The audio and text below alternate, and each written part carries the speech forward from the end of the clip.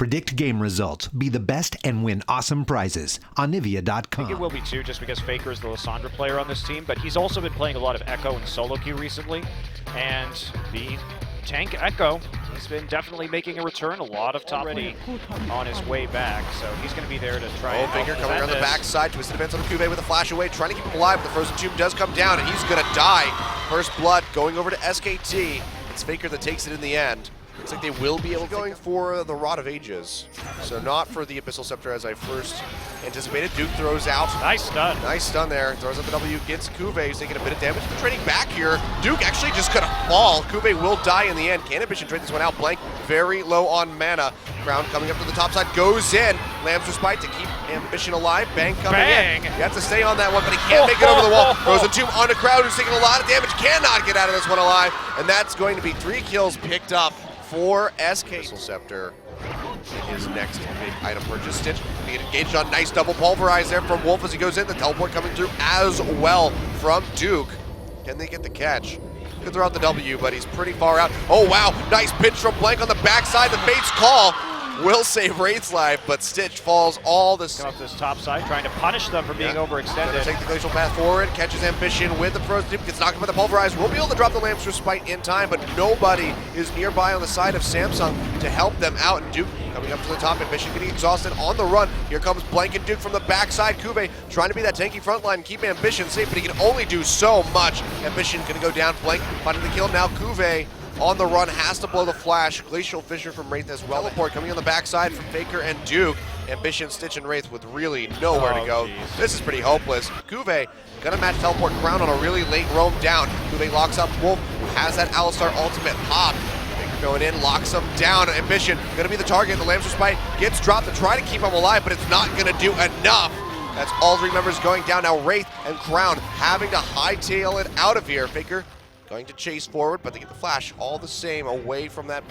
Any damage to really anybody on the side of SK Telecom. No, you need both of those items before you start doing damage. So here we go. Big time. The pulverizing. The Sand Tower is there, but my. it's not going to do a whole lot. Faker goes in, a huge amount of burst onto him. Lamb's Respite not going to keep him alive once again. Stitch barely makes it out with his life, having to use the flash. But Ambition falls all the way. Wow, this is really aggressive on the Crown. Goodbye, Crown. Yep, what was that about issues? They're making some plays happen here. Crown getting caught out with that headbutt pulverize. Here comes Duke. Well, and Blank gets the kill. Duke was not even needed. Yep, he got the assist. He's closer. He'll take this An one Ambition away. suicide mission. The Ambition suicide mission.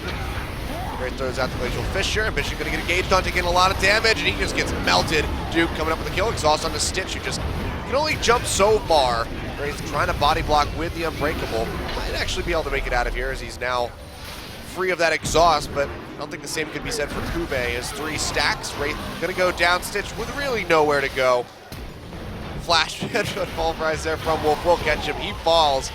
And this is just awesome when it comes to taking down turrets. So they have to have those extra minions there to buy themselves a little more time and to close that distance. Oh, just for good measure, Faker TPing in on the backside here. Wolf getting engaged on. Doesn't have that ultimate available, but will be able to run out.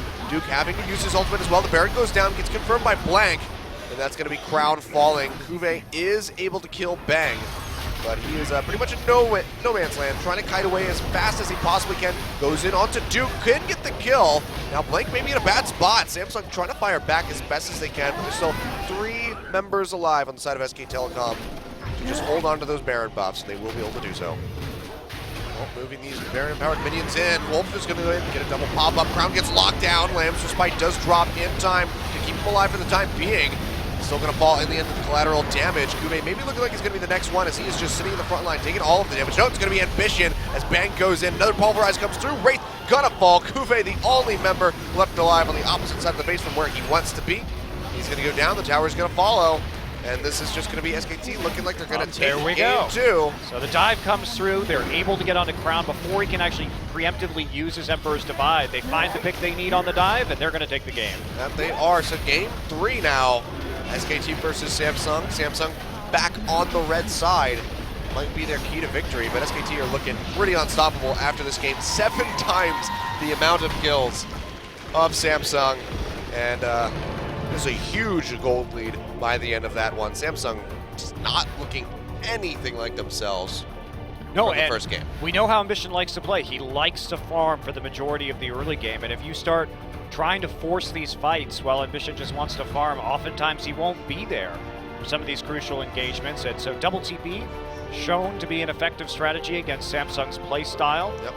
Really mixing it up, SK Telecom trying something quite different from their strategy in game number 1, going hard in the early game as opposed to waiting to scale with a poke composition.